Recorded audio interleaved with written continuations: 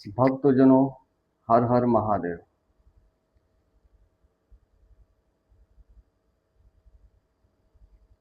जय गिरिजापति दीन दयाला, सदा करत संतन प्रतिपाला। भक्तों, आज हम आपको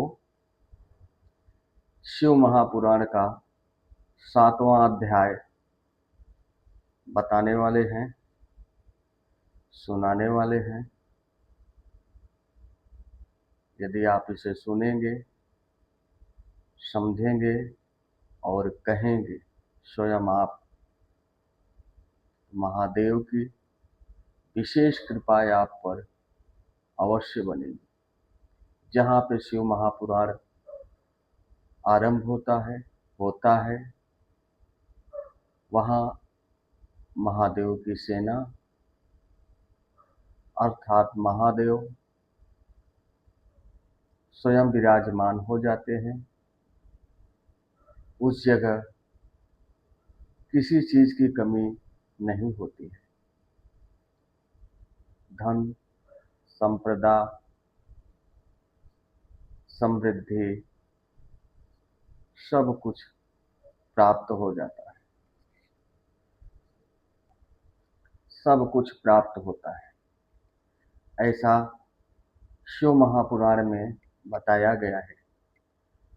चलिए आज आपको लेके चलते हैं द्वापर के अंत में प्रयागराज धर्म स्थल पर, जहाँ त्रिवेणी जी वास करती हैं।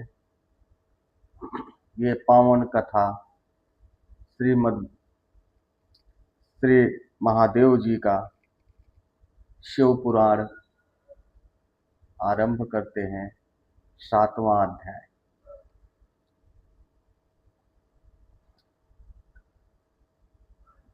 भक्तों, श्री महादेव जी ईश्वर बोले, हे पुत्र, तुम कुशल से तो हो। जब ब्रह्मा जी ने भगवान विष्णु को शेष शैया पर लेटे हुए देखा और उन्होंने पुत्र बोलकर संबोधित किया, उसी समय ये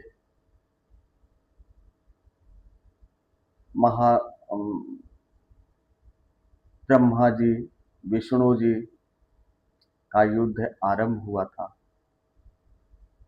फिर महादेव वहां प्रकट होते हैं और बोलते हैं, क्या तुम कुशल से तो हो? कहो, हमारे शासन में सर्वत्र शांति तो है ना? मैंने सुना है कि ब्रह्मा और विष्णु परस्पर युद्ध कर रहे हैं और तुम लोग बड़े दुखी हो। अच्छा, तो मैं अपने गुणों को भेजता हूँ कि तुम लोग चिंता न करो। यह कहकर शिव जी ने 100 गणों को वहां चलने की आज्ञा दी थी, जहां ब्रह्मा जी और भगवान नारायण का युद्ध हो रहा था। महादेव जी ने 100 गणों को बुलाया और आदेश दिया, युद्ध स्थल पर चलिए।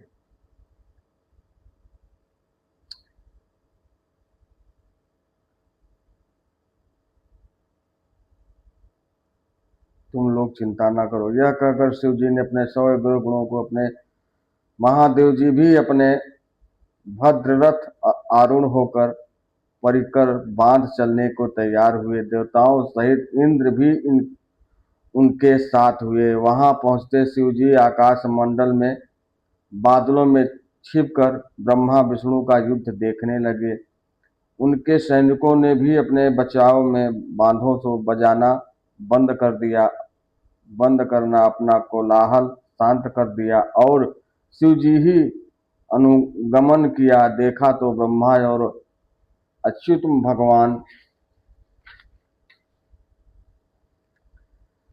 श्री विष्णु परस्पर युद्ध कर रहे हैं, जबकि इन एक दूसरे के प्रयुक्त होते ही त्रिलोक्य भस्म हो जाता है। तब प्रलय के इस रूप को देख निष्कल शिव जी न रहा गया और उनको युद्ध शांत करने के लिए महाअग्नि के तुल्य एवं रक्तभम्य रूप हो गए और दोनों के बीच में जाकर खड़े हुए।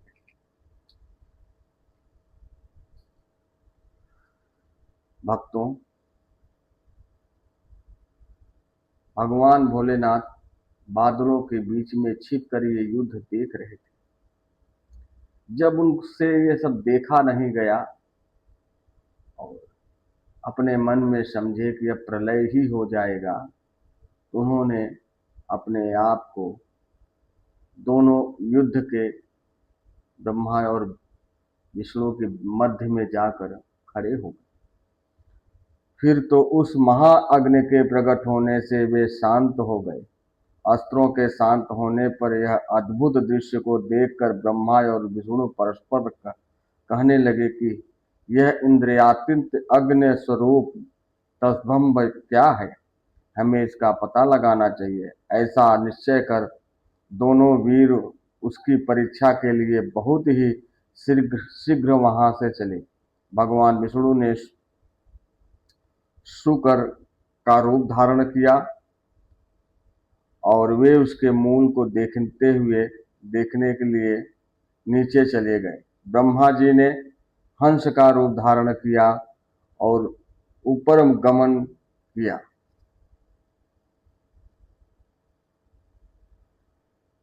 विष्णु भगवान सूअर का रूप धारण किए और नीचे स्थल पर जाने लगे और ब्रह्मा जी ने हंस का रूप धारण किया और ऊपर की ओर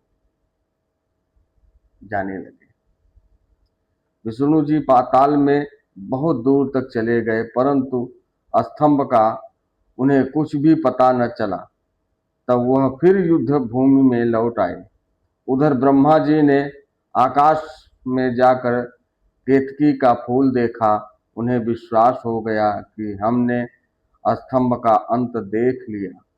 वे केतकी का फूल लिए और विष्णु के पास आए। विष्णु जी ने उनका चरण पकड़ लिया। तब ब्रह्मा के छल को जानकर ईश्वर को यह वहां तत्क्षण प्रकट होना पड़ा और विष्णु जी ने उनका भी चरण पकड़ लिया। विष्णु भी महानता से ईश्वर प्रसन्न हो गए। उन्होंने कहा, विष्णु तुम बड़े ही सत्यवादी हो, अतः मैं तुम्हें अपने समानता प्रदान करता हूं। भगवान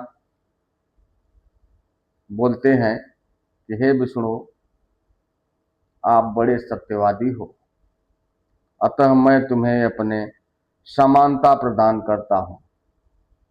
ऐसा कहकर भगवान भोलेनाथ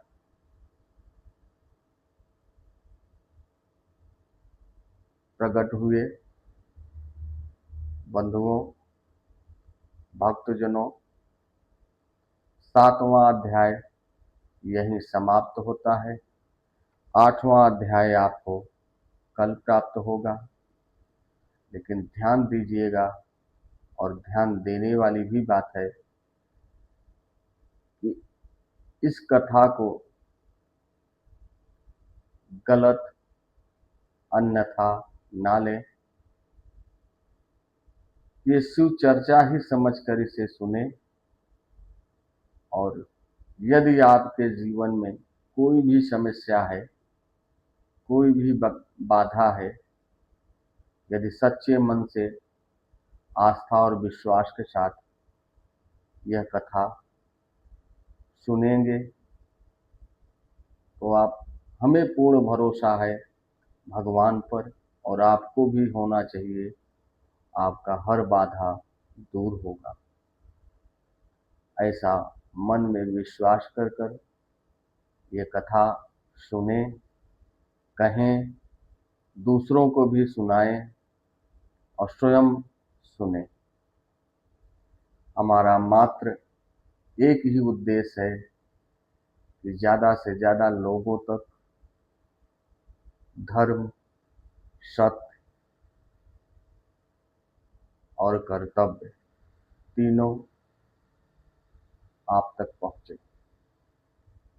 धर्म अर्थात मनुष्य इस कलयुग में ये समझ लीजिए कि जहां पर ये कथा होती है वह स्थान शुद्ध हो जाता है, भगवान की विशेष कृपा हो जाती है। तो भक्तों, मेरा वीडियो आप तक पहुंचे, इसे लाइक करें, सब्सक्राइब करें, शेयर करें। यदि हमारे वीडियो पे आप नए हैं तो सब्सक्राइब लाइक करना मत भूलिएगा और कमेंट में लिखें हर हर महादेव, जय श्री राम, जय माता दी।